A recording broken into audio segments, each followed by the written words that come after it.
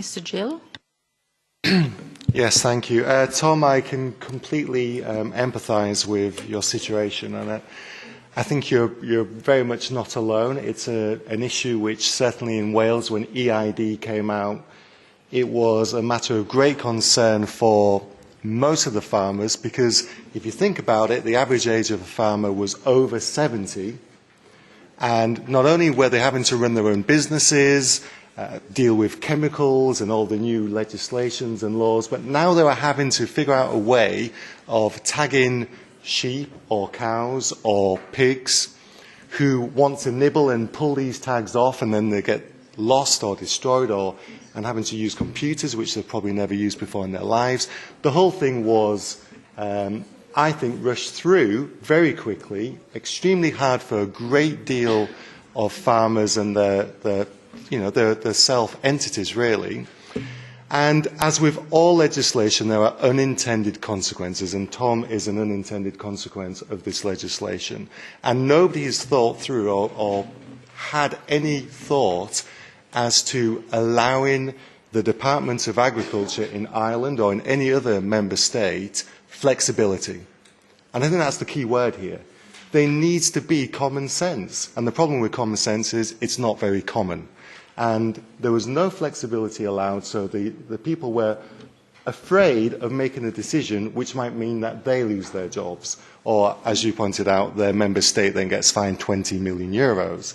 So there has to be, I think, really, do we need to speak to the Agri Committee? Who do we need to speak to make sure that this doesn't happen again? And as far as I'm concerned, we need to be magnanimous as a parliament and reach out the arm to Tom and people like him who have got a hard enough job as it is, and say, you know something, we might be the big guys, but we're going to stand by the little guys, and we're going to make sure that you do get recompense, and you do get what you actually deserve. And I know for a fact, because I've spoken to many farmers who have had problems with these tags, and it is a nightmare for them. It's the last thing you want when your farm is on the brink of bankruptcy in any case, to have what we call in Britain a job's worth, it's more than my job's worth, to actually use my brain, or to be kind, or magnanimous, coming in and threatening to shoot your bovine. I mean, it's disgusting. It's absolutely disgraceful.